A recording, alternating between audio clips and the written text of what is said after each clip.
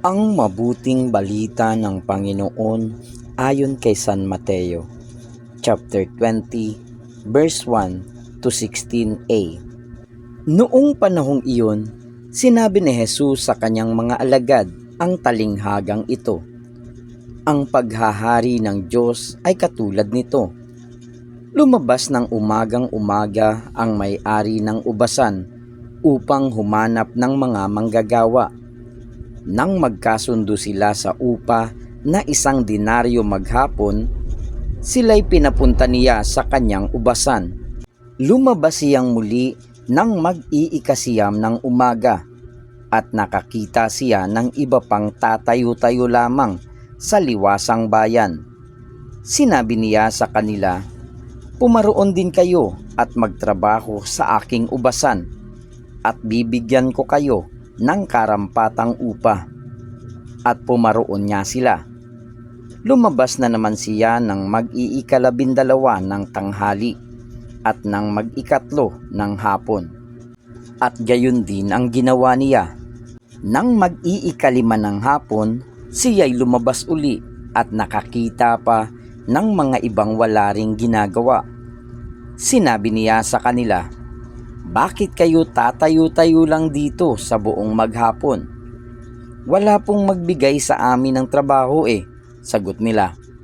At sinabi niya, "Kung gayon, pumaroon kayo at gumawa sa aking ubasan." Pagkatakip silim, sinabi ng may-ari ng ubasan sa kanyang katiwala, "Tawagin mo na ang mga manggagawa at sila'y upahan, magmula sa huli hanggang sa buong nagtrabaho." Ang mga nagsimula ng mag-iikalima ng hapon ay tumanggap ng tig-1 denaryo, at nang lumapit ang mga nauna, inakala nilang tatanggap sila ng higit doon. Ngunit ang bawat isa'y tumanggap din ng 1 denaryo.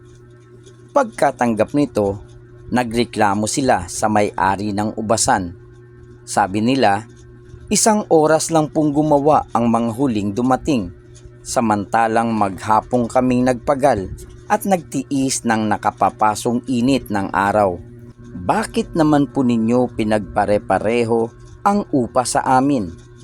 At sinabi niya sa isa sa kanila, "Kaibigan, hindi kita dinadaya. Hindi ba't nagkasundo tayo sa 1 denaryo? Kunin mo ang ganang iyo at umalis ka na. Maano kung ibig kong upahan ang nahuli ng tulad ng upa ko sa iyo? Wala ba akong karapatang gawin ang aking maibigan sa ari-arian ko? O naiinggit ka lang sa aking kabutihang loob? Kaya't ang nahuhuli ay mauuna, at ang nauuna ay mahuhuli." Ang mabuting balita ng Panginoon. Pinupuri ka namin, Panginoong Hesukristo.